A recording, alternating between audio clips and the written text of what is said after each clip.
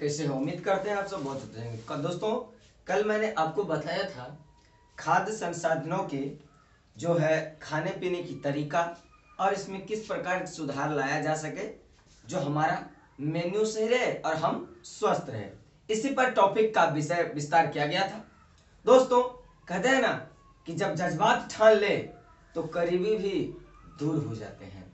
जब जज्बात ठान ले तो करीबी भी दूर हो जाते हैं और जज्बात जब पूरी हो जाए तो दूर बनाने वाले भी मजबूर हो जाते हैं। तो आज इसी पर चर्चा होगा। खास करके आज जो हम बताने वाले हैं आपको समपोषणीय कृषि। क्या है? समपोषणीय कृषि। इसी चीज को जानना है। क्या है? समपोषणीय कृषि। दोस्तों, समपोषणीय कृषि का तात्पर्य है कि मिली जुली खेती होना चाहिए और यह प्रकृति को नुकसान भी न पहुंचाए। इसमें खास करके मत्स्य, मुर्गी, कुकुरमक्खी, मधुमक्खी, इन सब चीजों पर ज्यादा ध्यान दिया गया। एक तो फसल भी हो जाए और लाभ भी हो जाए, साथ में भूखमरी की जो समस्या है कुछ हद तक तो कम हो जाएगा। इन चीजों को ध्यान में रखते हुए इसका सोर्स तय किया गया, तो इसी को देखना जरूरी है। समपोषणीयता टॉपिक है, समपोषणीयता कृषि। करा कि कृषि का एक ऐसा प्रारूप, मतलब कि खेती करने का ऐसा अवधारणा, खेती करने का एक ऐसा अवधारणा तैयार किया गया जिसमें क्या? जिसमें प्रकृति पर्यावरण की क्षति न हो। क्या हो? प्रकृति पर्यावरण की क्षति न हो। समझ रहा है?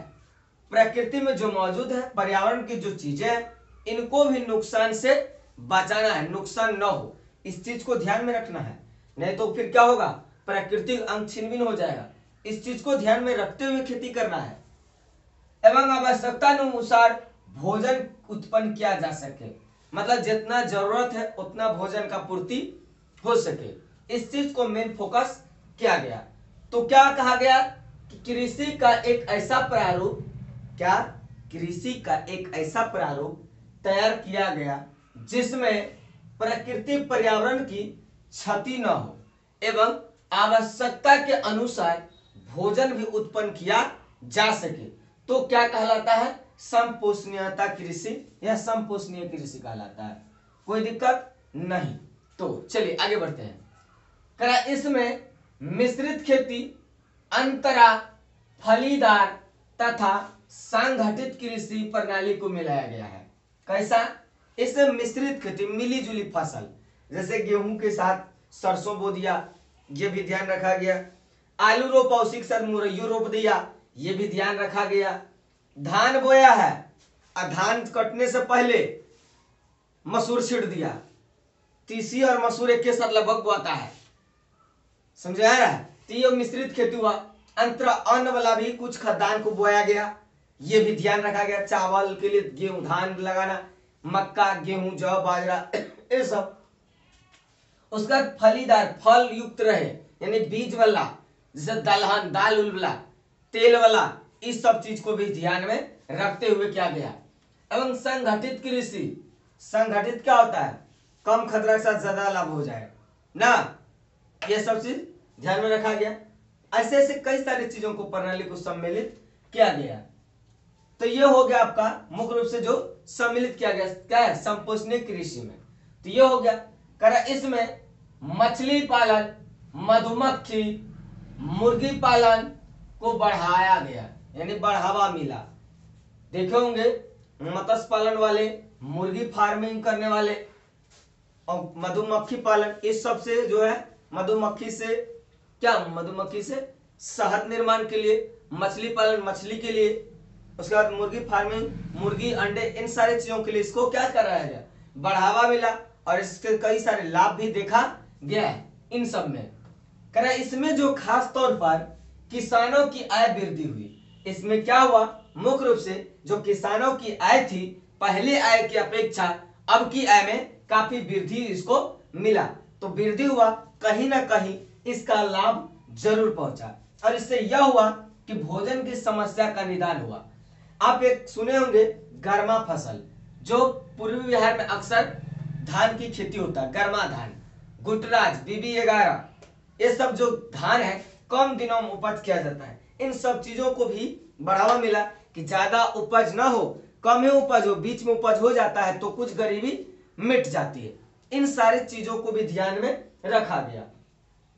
अब बात आती है छोटी सी, कारण कि फसलें तथा उनसे प्राप्त पदार्थ, हम लोग जो भोजन करते हैं, जो फसल, उनमें आखिर कौन सा पदार्थ ऐसा है जो हमको प्राप्त होता है, क्या खाने से क्या प्राप्ति होगा, किसके लिए कोई विटामिन घट गया तो क्या खाए जो विटामिन प्राप्त हो, इन सब चीजों को भी ध्यान में रखा गया। जैसे पोषक तत्व, कार्बोहाइड्रेट, वसा, वसीय अम्ल, खनिज, विटामिन, इन सब चीजों के लिए अलग अलग प्रकार के फसल को उत्पादन किया गया। तो आपकी बातों में दम होनी चाहिए, बम होनी चाहिए, काम होनी चाहिए। तो कह रहे इसमें खास करके गेहूं, बाजरा, चावल, सब चीजों का धान संबंध क्या चीज से है, कार्बोहाइड्रेट से है। क्या चीज से है, कार्बोहाइड्रेट से। इसमें आलू से भी, आलू यानी सब्जी वाला आइटम में देखा जाए तो यह आ गया किसमें, आलू में। लेकिन यहां पर आलू नहीं रखना है क्योंकि आलू एक प्रकार का क्या है, सब्जी है, इसको सब्जी वाला आइटम में रखेंगे ना, तो ये हो गया। अब आता है प्रोटीन के लिए। प्रोटीन का सबसे अच्छा स्रोत दाल और सोयाबीन से भी ज्यादा कुछ है। प्रोटीन का दाल और सोयाबीन से ज्यादा तो किसी चीज में प्रोटीन है भी नहीं।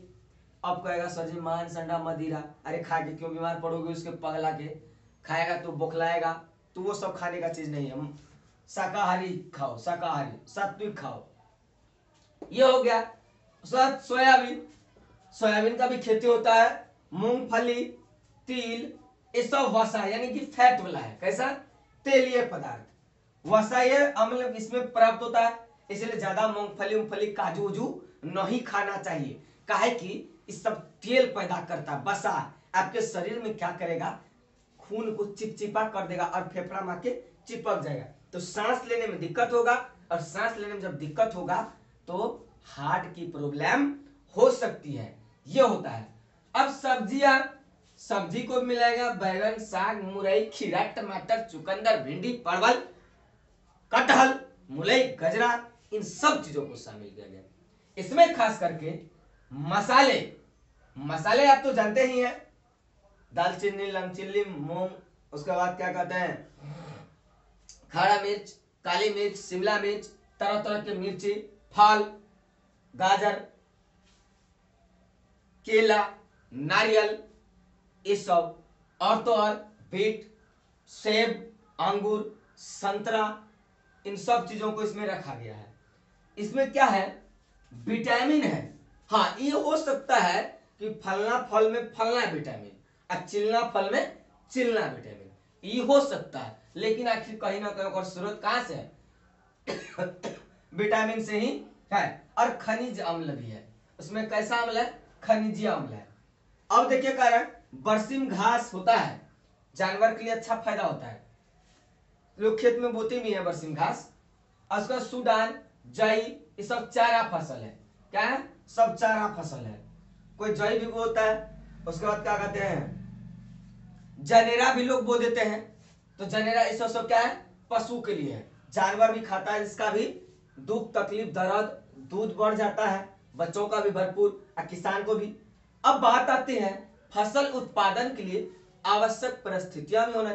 किस परिस्थिति में हम बोए, कैसा बोए, उसका रिजल्ट क्या मिलेगा, हम बो दिए और लाभ मिलवे न करे तो घाटा, इन सब चीजों को भी फोकस किया गया। तो फसल उत्पादन हेतु मुख्य रूप से आपको जो है दो परिस्थितियों का ध्यान रखना होगा। सबसे पहले आपका जो रखना पड़ेगा क्या, दीप्तकालिता। दीप्तकालिता भाई क्या है, दीप्तकालिता का मतलब है कि सूर्य की रोशनी से, क्या चीज से, सूर्य की रोशनी। सूर्य की रोशनी जब पड़ती है कहीं ना कहीं किसी विशेष क्षेत्र पर, क्या, कहीं ना कहीं विशेष क्षेत्र पर पड़ता है, यह विशेष क्षेत्र पर सूर्य की किरणें अर्थात सूर्य की रोशनी, धूप को पड़ना क्या कहलाता है, तो दीप्तकालिता कहलाता है। कोई दिक्कत, आप लिख लीजिएगा तो लिखिएगा। चलिए तापमान को हम थोड़ा अभी साइड रखते हैं, लिखिएगा सूर्य की प्रकाश किसी विशेष विशेष क्षेत्रों पर पढ़ना, क्षेत्रों पर पढ़ना, कोई दिक्कत नहीं। सूर्य की प्रकाश को किसी विशेष क्षेत्रों पर पढ़ना, यही क्या कहलाता है? तो इसको हम लोग दीप्तकालिता के नाम से जानते हैं। अब जान लीजिए, आपको ये भी जान लेना जरूरी है, तापमान। सबसे पहले देखना है तापमान के लिए क्या जरूरत है। तापमान आपको समझना बहुत ही जरूरी है दोस्तों। तापमान क्या है? तापमान। अब एक बात बताइए, इससे क्या क्या होगा? वृद्धि। क्या होगा? वृद्धि। उसके बाद विकसित, विकसित, ये सब तो फिक्स है। तापमान के कारण ही पेड़ पौधा वृद्धि विकास करते हैं, जनन करते हैं। इसमें तापमान की आवश्यकता होती है। क्या होती है? तापमान की। बिना तापमान के पेड़ पौधा वृद्धि करना क्या है? संभव नहीं है। इसलिए इसको चाहिए। तो तापमान तथा वर्षा भी और आर्द्र वायु, वर्षा साथ में इसको मसाला दीजिए। क्या? साथ में मसाला का काम कौन करेगा? आर्द्र वायु। यानी कि एक तो तापमान, फिर वर्षा, साथ में आर्द्र वायु। अगर ये सब कुछ मिल जाए तो फसल उत्पादन को भी कोई रोक सकता है? तापमान तो है ही, बताइए, नहीं रोक सकता। तो आज का यहां तक समझ में आ गया? कोई दिक्कत नहीं? दिक्कत तो अगले बात आपको यह भी जानना है, तापमान ऋतुओं का निर्धारण भी करती है। तापमान क्या करती है? लिखिएगा, तापमान, तापमान ऋतुओं का क्या करती है? निर्धारण भी तो करती है। क्या करते हैं? तापमान, तापमान ऋतुओं का निर्धारण भी करती है। किस दिशा में, किस क्षेत्र में, कब, कहां बारिश बरसाना है, किस क्षेत्र के दौरान हवा लाना है, कहां जाके बवंडर उठाना है, इस सब का काम कहीं ना कहीं तापमान का। जब देखेंगे खूब गर्मी एकदम हार्ट फील कर जाता है, बुझाएगा अब नहीं जिएगा, कहियो कहियो क्या करते, एक बैग धड़धड़ा के धोगे, वर्षा बरस जाता है। तो ये होती है। ये यहां तक आपको समझ में आ गया? तो आज के लिए इतना ही रखते हैं, फिर अगले टॉपिक को हम अगले दिन चर्चा करेंगे। जय हिंद, जय आदा, जय शशिकाल।